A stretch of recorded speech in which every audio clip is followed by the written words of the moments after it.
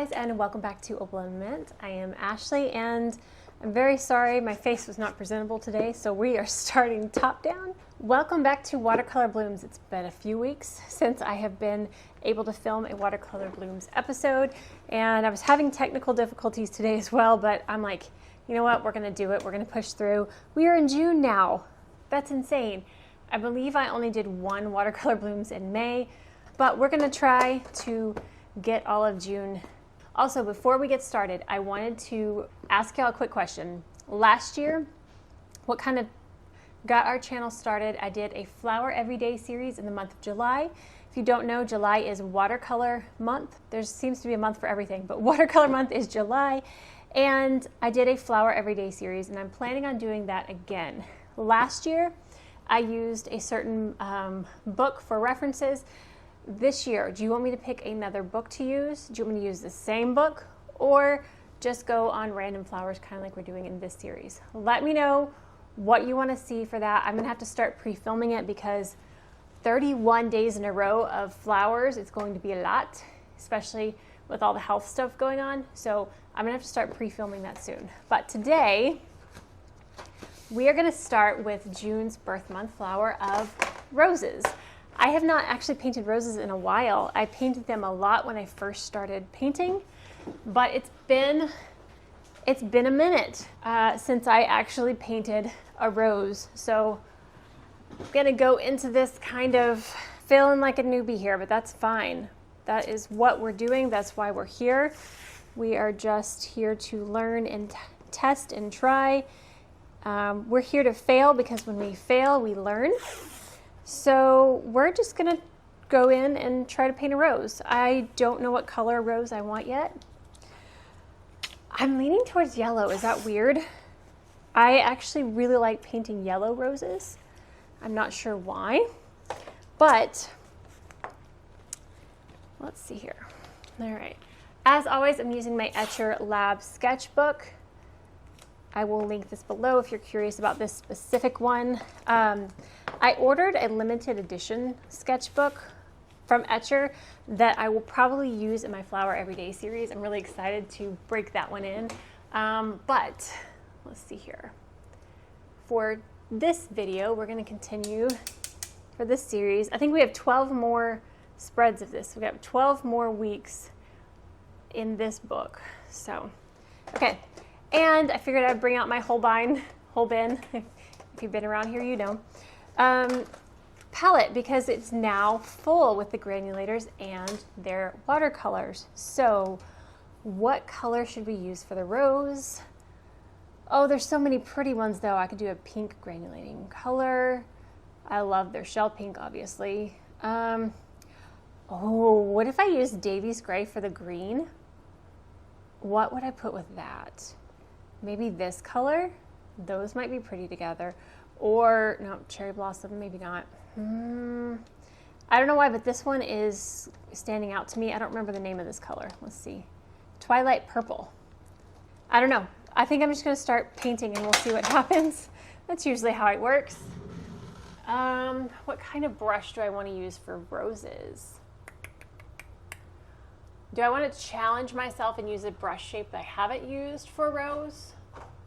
Or do I want to stick with the normal round? Okay, I'm going to do something really I've never done before. So this is a Princeton Velvet Touch 3/8 inch angular shader. I don't paint with this ever. Like, I've never used this. But we're gonna try. So let's just start. I'm going to, okay. So we're going with Holbein's Twilight Purple on this angular brush. And here we go. Gonna start small. Kind of push it and lift. With these strokes, I wanna push that brush out and then kind of go back. Oh, that's pretty. Okay, put a little line here and here, kind of overlapping where those petals are. They're going to get wider as we go around.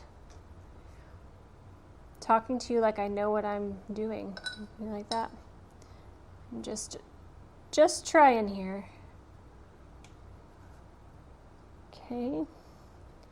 It's not too bad. I feel like there's a little bit too much white space in between the petals, but I think I want to tuck this petal in here and there.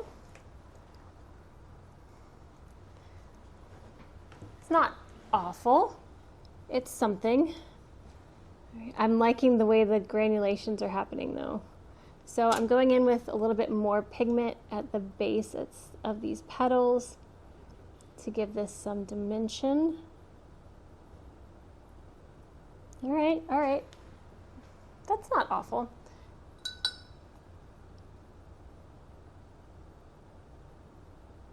Okay. All right, let's do a couple more. Kind of want to fill this up. Should I do various colors of roses or stick to one color? I think I want to stick to one color today. Let's do one that's kind of facing a different direction, so we see more on this side and less on that side. So here we go.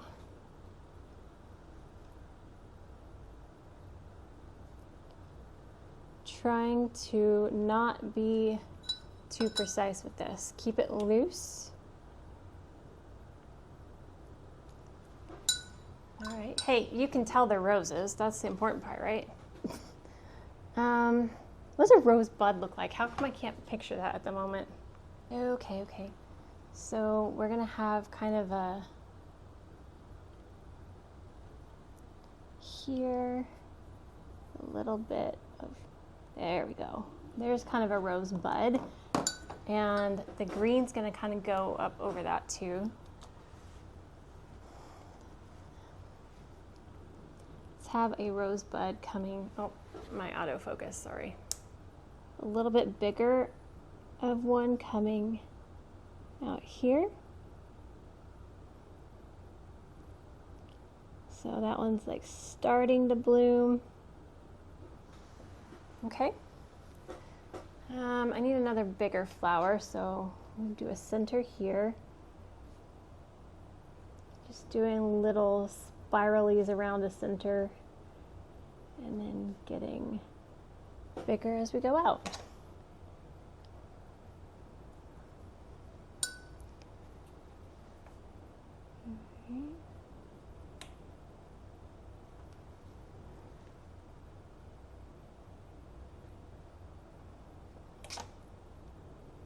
Kind of let those two touch, and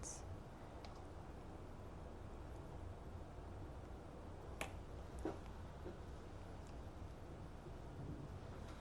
we go. Those are kind of pretty.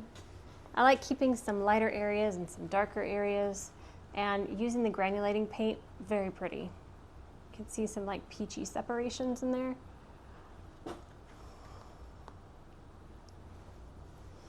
Okay, let's do one kind of here.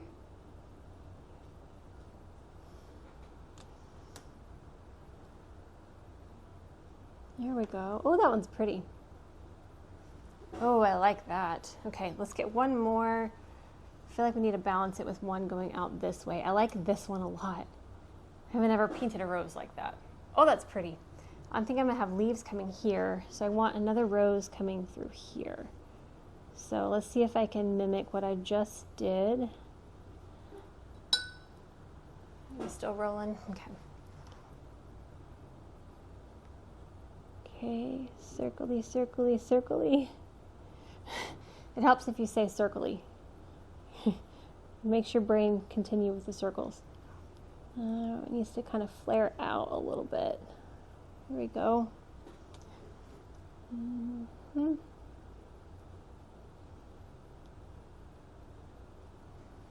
Okay, I don't like that one as much, but oh, that helped it a little bit. Okay. So I think that's where I'm going to leave the flowers, and let's go on to some leaves.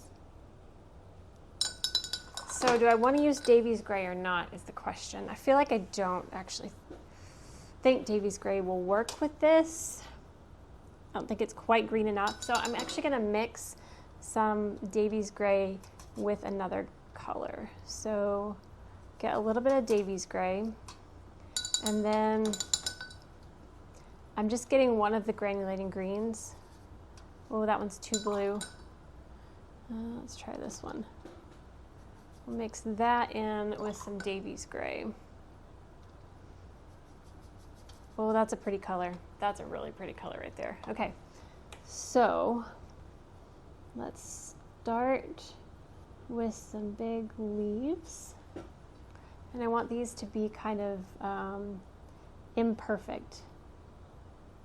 So kind of broken and imperfect leaves here.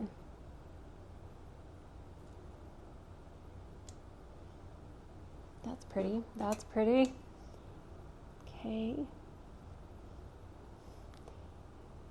This kind of coming up around the bud.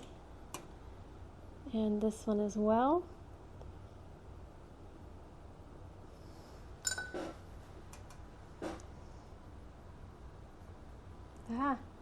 Need some more paint. Much green with that one. Pretty, pretty.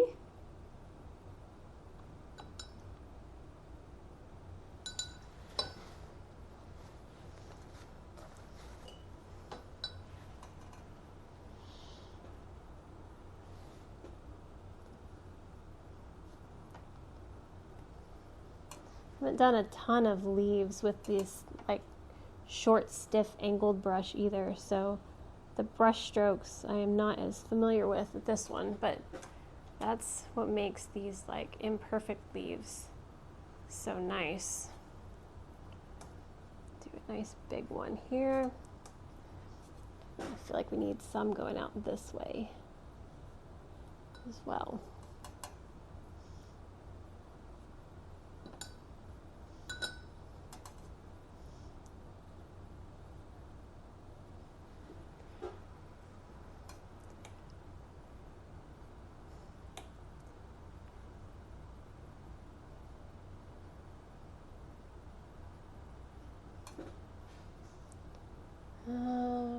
One more here. Okay, I'm gonna do, whoops, I'm splattering the other page instead of this one. Do a little bit of splatter.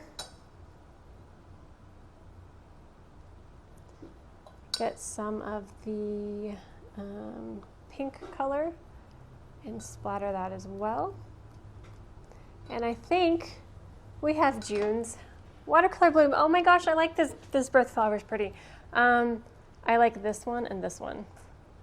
And I'm going to leave them very simple. I could go in and add more details, but I'm really liking the simplicity of this. So let's put the date on this. And that was not bad. That took me 14 minutes to film, start to finish. You can totally paint this in about 5 to 10 minutes. We are June. Oh my gosh, we are June. Oh, let's take the tape off. Duh. June 2nd already. I'm not really sure what happened to May. I'm very sorry. Health got in the way. It happens. But this is so pretty. Oh, I miss this, guys. I miss painting flowers with you. Okay, so 6/2/25.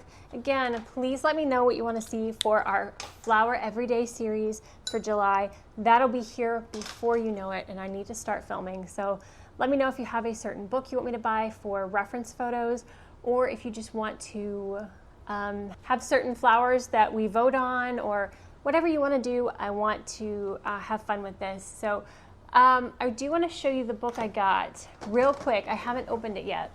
So I haven't opened this yet. I wanted to open it on camera, but I'm dying to see it. So let's open this up. This is Etcher's limited edition, The Perfect Sketchbook in green. So they made this beautiful green color. If you know me, you know I love green. The one that I currently have is not The Perfect Sketchbook. This is something else. I can't remember.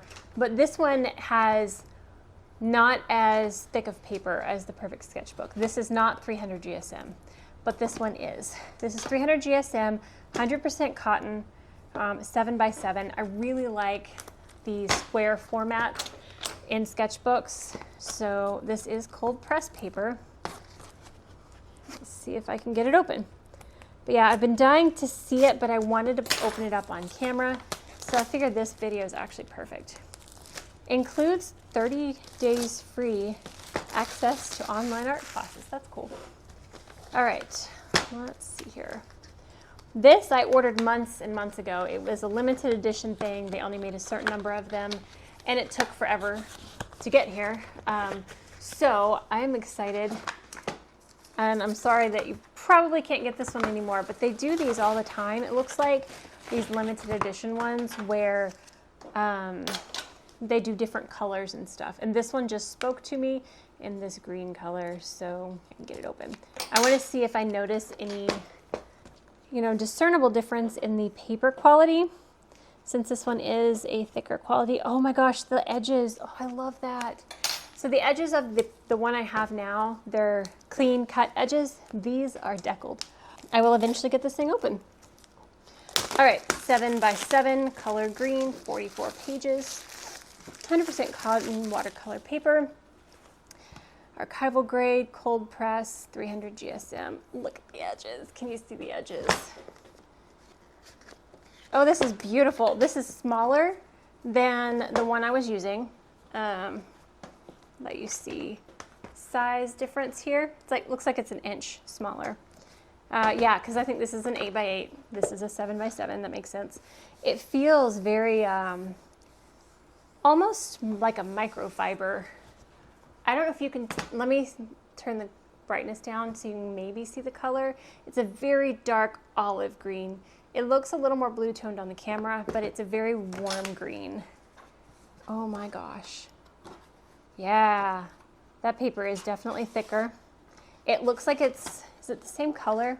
Yeah, they look very similar color. Oh, sorry, that's really blown out now. But yeah, the edges are deckled, and I am excited to start this one, and we will definitely use this for our Flower Everyday series in July, so stay tuned for that. But that is going to wrap it up for this one. If you did enjoy this, please give it a thumbs up, and if you haven't already and you want to see those future videos, hit that subscribe button down below. I'll see you guys next time. Bye. We have an old, what's it called? Grill put on the curb, and somebody just pulled up looking at it. I'm like, yes, please take it away.